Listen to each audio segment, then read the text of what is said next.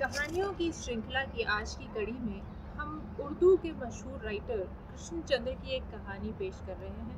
कहानी का शीर्षक है देवता और किसान।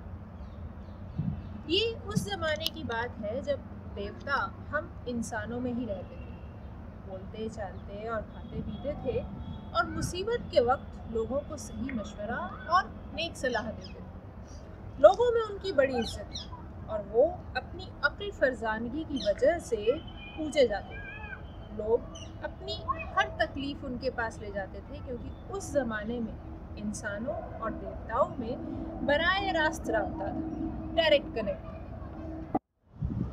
उस ज़माने में चकडोडा कला नंबर 218 ज़िला होशियारपुर में एक पीपल के पेड़ के नीचे एक देवता रहता था। उसका नाम गजगज था और वो अपने जिस्म पर राख के बजाय सिंदूर की भभूत रमाता था।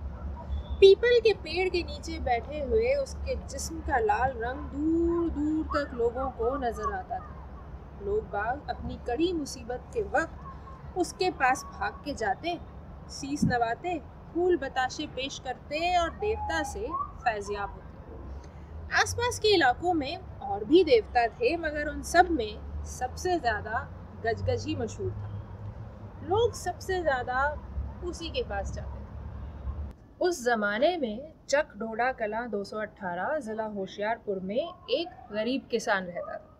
वो ना सिर्फ धन दौलत के एतबार से गरीब था बल्कि मिजाज का भी बेहद गरीब। हमेशा सर झुका के चलता, आजिज़ी से बात करता और अपने बड़ों का अदब करता। आज तक किसी ने उसके मुंह से एक गाली न सुनी थी। गांव में उसकी ज़मीन सबसे कम थी, बैलों की एक ही जोड़ी उसके पास थी। उसका छप्पर सबसे छोटा था तो भी किसी ने कलमाए शुक्र के सिवा उसके मुंह से कुछ और न सुना, क्योंकि वो बड़ा मेहनती और नेकदिल किसान था और अपनी छोटी सी खेती बाड़ी, अपने छोटे से घर और अपनी प्यारी बीवी और बच्चों में मगन था। गजगज देवता उससे बहुत खुश था और लोगों को तलकीन करते वक्त अक्सर उसकी मिसाल दिया करता था। फिर एक दिन क्या हुआ कि वही गरीब किसान एक तपती दोपहर में परेशान हाल घबराया हुआ देवता की खिदमत में हाजिर हुआ और दोनों हाथ जोड़कर कहने लगा, महाराज, मुझ पर बड़ा जुल्म हुआ है। शुमाल की जानिब से, नॉर्थ की तरफ से एक टिड्डी दल आया और मेरे खेतों में बैठ गया। वो टिड्डी दल किसी दूसरे किसान के खेत में नहीं बैठा, सिर्फ मेरे खेतों में बैठा और मेरी सारी हरी भरी फसल उजाड़ गया और फिर उड़कर चला गया। महाराज, मैं तो लुट गया, उजड़ गया, बर्बाद हो गया। अब मैं और मेरे बीवी बच्चे अगले 6 माह तक कहाँ से खाएंगे?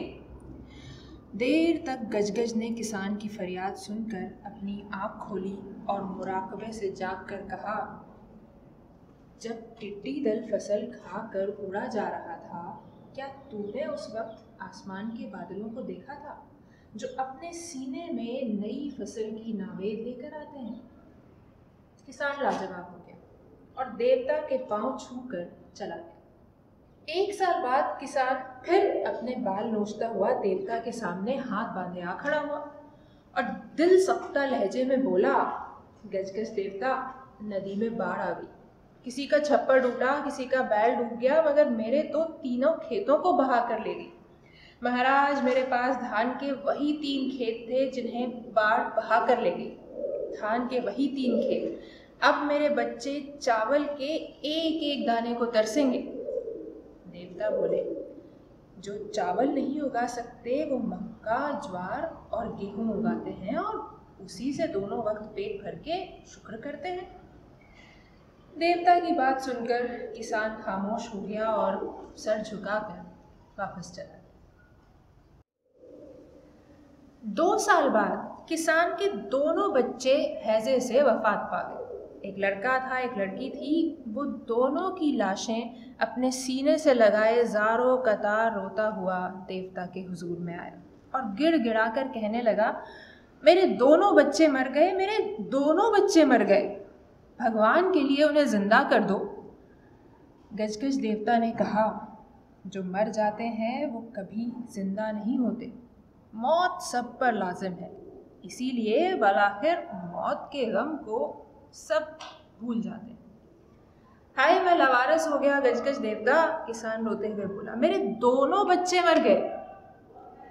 गजगज देवता ने कड़ी नजरों से किसान की तरफ देखा और बोले, भरी बरसात में तो बंजर से बंजर जमीन पर फूल खिलते हैं और तेरी बीवी तो जवान है, खूबसूरत है और कोख वाली है।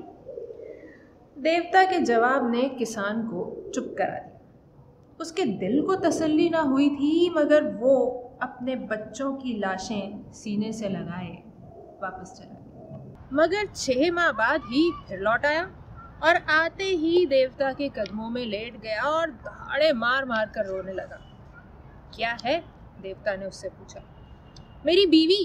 किसान अपने आंसुओं से तरबतर रुखसार देवता के पांव से मलते हुए बोला, मेरी बीवी भी मर गई। पहले मेरी फसल गई, फिर मेरे खेत गए, फिर मेरे बच्चे गए और आज मेरी बीवी भी चल बसी। मेरी जिंदगी का आखिरी सहारा थी देवता, अब मैं क्या करूं? देवता देर तक चुप रहे। उनके खामोश चेहरे पर गुरु फिक्र की लकीरें उभर आई। फिर हौले हौले उनके चेहरे पर एक उलूही मुस्कुराहट, एक डिवाइन स्माइल नमूदार हुई और वो बड़ी नरम, संजीदा और हमदर्दी भरे लहजे में बोले, जब तू अपनी बीवी की चिता जला के वापस आ रहा था तो क्या तूने घाट के किनारे जूही के फूल देखे थे? हाँ देखे थे, किसान ने जवाब दिया, मगर जूही के फूलों का मेरी बीवी से क्या वास्ता है? देवता ने उसे समझाया, जहाँ चिता जलती है वहाँ जूही के फूल भी होते हैं। मगर किसान की समझ में कुछ नहीं आया। वो अपनी बीवी की मौत से दीवाना हो रहा था। उसने बड़ी मजबूती से अपने देवता के पांव पकड़ लिए और गम व गुस्से से बेताब होकर वहशियाना आवाज में बोला, मगर महाराज, वो मेरी बीवी थी, बीवी, मेरे दिल का आखिरी सहारा। आज वो आखिरी सहारा भी जाता रहा देवता। देवता ने जवाब में फिर कहा, और जब तू चिता जलाकर वापस अपने घर जा रहा था तो क्या तूने रास्ते में गांव के कुओं पर कवानियों को पानी भरते नहीं देखा था? उनकी आंखों का नरम लहजा, उनकी मीठी बातों की खुशबू, उनके खुदो हाल की रुपहली गूंज, क्या तुझे याद नहीं? देवता चुप हो गया। किसान ने देर तक देवता के चेहरे की तरफ देखा, लेकिन जब देवता के मुंह से कुछ और न निकला तो वो दीवानावार रोता हुआ देवता के कदमों से उठ खड़ा हुआ और उसने लपक कर देवता को गर्दन से पकड़ लिया। उसका सर जोर से पीपल के पेड़ से टकरा दिया। देवता के माथे से खून की धार फूट पड़ी और वो खौफ से चिल्लाया, हाय मेरा सर फट गया। किसान ने कहा, सर फट गया तो क्या हुआ? वो देखो, आसमान पर अबाबीलें उड़ी जा रही हैं। और ये कहकर किसान ने गजगज देवता के जबड़ों पर 2 घूंसे दे मारे। हाय मेरे दांत टूट गए, गजगज देवता दर्द से कराहते हुए चिल्लाया। दांत टूट गए तो क्या हुआ? किसान दांत पीसकर बोला, वो देखो, पीपल से परे तालाब के किनारे कैसे कैसे फूल खिले हैं। और ये कहकर किसान ने देवता का हाथ मोड़कर इस तरह तोड़ डाला जैसे किसी पेड़ की टहनी। देवता चीख कर बोला, हाय मेरा हाथ टूट गया। हाथ टूट गया तो क्या हुआ? किसान गुस्से से चिल्लाया, शुक्र करो कि तुम अंधे नहीं हो।